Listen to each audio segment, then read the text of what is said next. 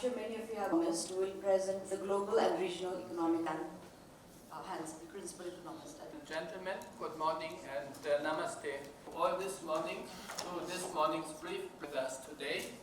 He is sending his warmest regards. We are gathered here this morning to discuss the key findings of the ADO, trade uncertainty challenge. The ADO is one for our developing members. Today's session we will present ADB's latest look at the economic outlook for Nepal. Once again for joining us. Your presence and engagement in Nepal's economic outlook, and after that we will open the new US tariffs were announced on the 2nd of. We'll get back to that later on. Still weak property sector and weak this year and 2.2% next year, driven by rising exports for semiconductors of the inflation target band for 13 of the solid growth over the past agencies are still running fiscal deficits. Average of equity market valuation is turning % tariff on all imports from China leveled by the US. Marginally from 3% in the last fiscal year to 2.8%. To move towards a high inflation. So do you see any kind of possibility that Nepal... We will be sending you a news release in English and Nepali, as well as the presentations made by both for Nepalese migrant workers, and particularly the remittance that Nepal relies on very heavily. So, we have been working on the country diagnostic study, and then the World Bank has also done the country economic memorandum. So what Nepal is lacking at the moment, not at the moment, it has lacked for years, decades, the structural transformation, right? So what we see is that there has been a typical transformation from agriculture to services, skipping the industrial, which is the key sector and labor-intensive sector that will provide massive employment to semi-skilled and even skilled labor force in Nepal. So that is lacking, and that is where our policies should be targeted at. Now, there has been recent amendment to the key acts, Foreign Investment Act, Special Economic Zone Act, Company Act, endorsed by the Parliament. Now we need to see its effective implementation so as to materialize what Nepal needs at the moment, at this crucial juncture. So jobs creation is very crucial. In that case, why are youth leaving the country? It's because of lack of opportunities here within the home, right? So that could be created. Now, what we see lots of barren land if we go outside, if we go to the countryside. Why, right? So, so Nepal has competitive edge in the production of so many niche agriculture produce. The Ministry of Industry, Commerce and Supplies have come up with the Nepal Trade Integration Strategy. Very recently, I think Janardhan ji and everyone knows about it. It has listed so many items ranging from Pashmina, honey, tea, coffee, IT sector. It has also prepared the SWOT analysis where the strength, weaknesses, opportunities and threats lie. Now is the time to actually implement these prioritized programs and projects in a coordinated and a sequential manner. So that will address the issue of jobs within the country. Okay, now, coming to the reciprocal tariff.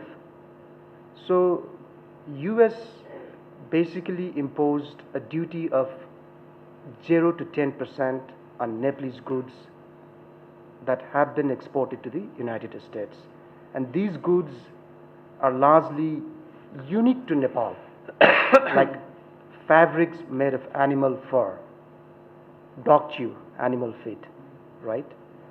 And then the carpets, and also textile. So basically the fabrics made of animal fur, dog chew, these are very unique Nepali products in which Nepal may not have a close competitor. Plus, Nepal was not in a position to meet the demand of these products in the past.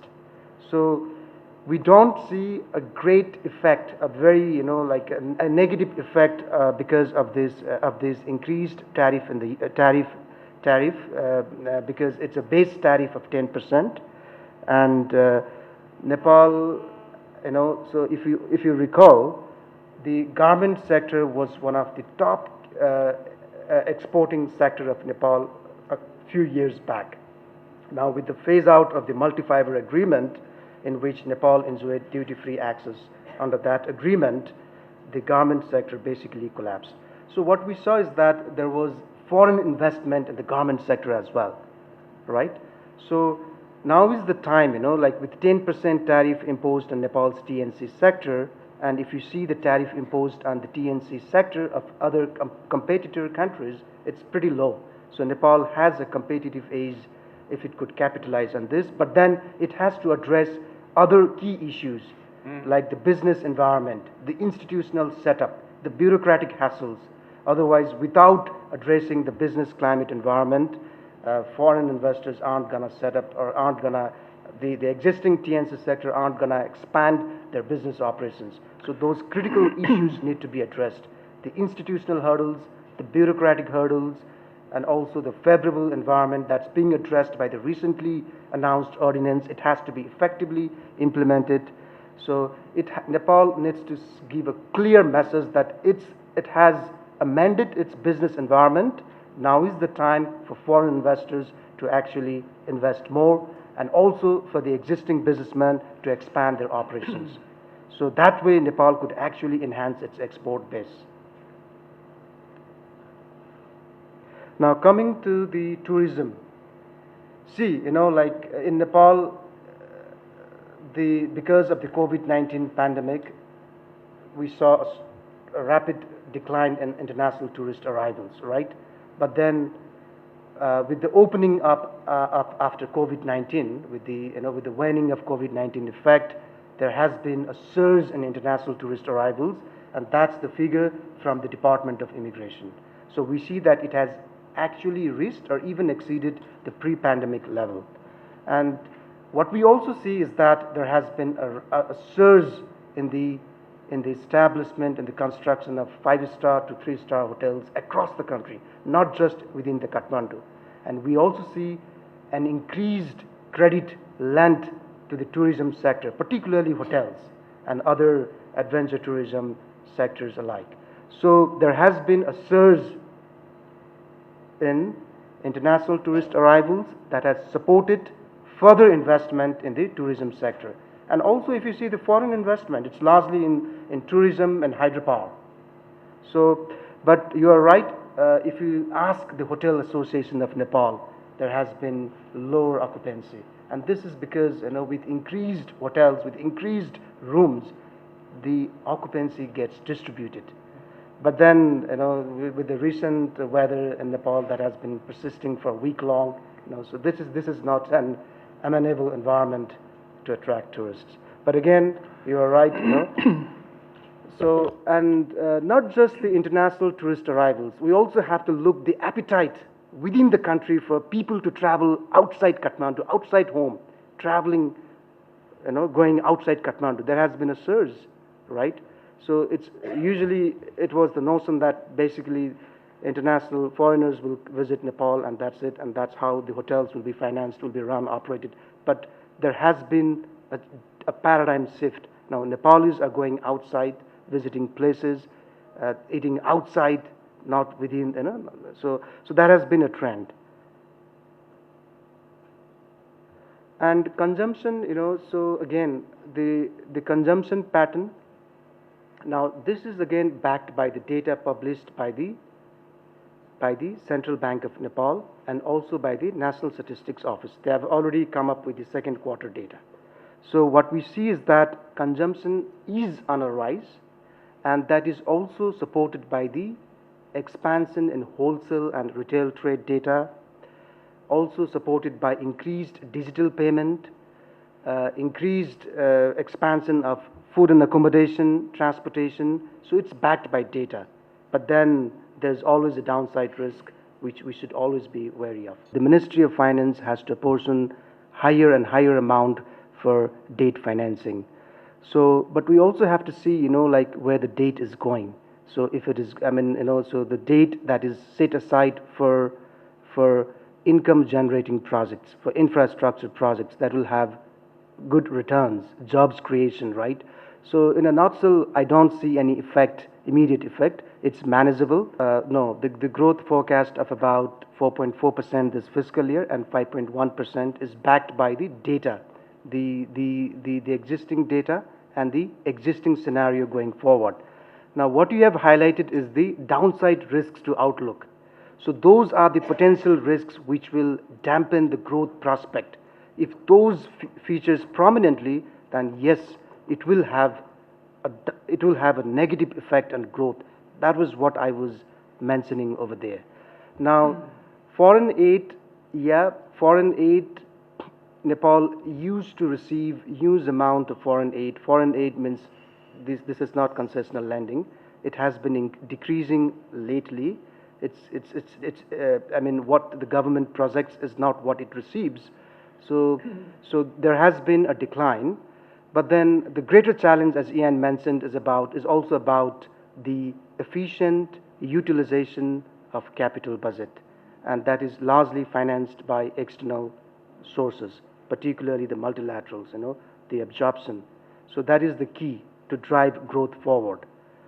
So Nepal is always at risk of this environmental hazards. We all know, So it's a fragile country. So that has to be always taken into account when projecting growth forecast. Thank you. On the first questions on climate actions, the government of Nepal will continue to implement its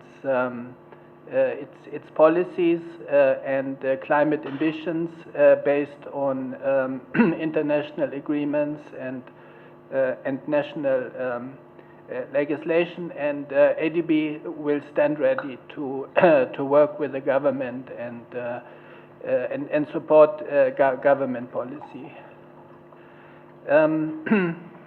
Secondly, on the tariff implications for Nepal, I think there is a lot to say. So I will just say something very little, and then Manbar, who has done a thorough analysis, can also fill in. Maybe the overall trade policies will have a very substantial impact on the global economy, and according to our estimations, growth in the Asia and Pacific region will be lower by about 1/3 of a percentage point this year, and I believe about 1% percentage point of next year. There is some in-depth analysis in our report, and I would say as a second round effect that this will have a short-term impact on the Nepali economy in terms of demand, maybe coming from tourism, but also demand for other sectors. Secondly, as you mentioned, the tariff increase for Nepal is comparatively small to other neighboring countries and also to Southeast Asia. But we should also be a bit careful that we have first round impacts on short-term economic growth. As I mentioned earlier, it also takes time to build production facilities to respond to maybe a change in the price structure in those sectors which you have mentioned, textile and apparel, for example. And generally also it will require a response from the supply side. And for that, the critical structural factors are the business climate, where the government has done some substantial improvements over the last half year or year. And other factors which will be important is FDI as part of it, also skills development and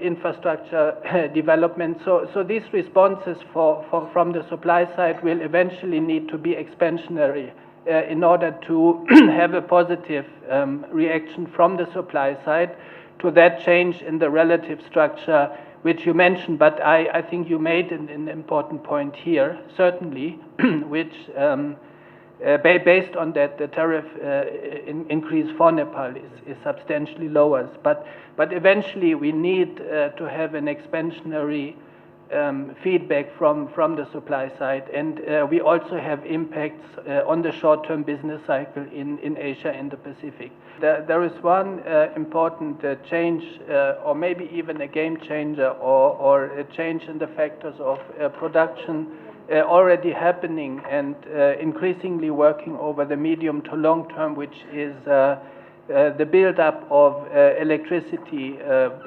generation and transmission, which will enable the industry to benefit from inexpensive and abundant and inexpensive green energy. And that will be a very important change in the factors of production and increase the business opportunities in industry. And it has already done, according to the survey, the number of companies which now see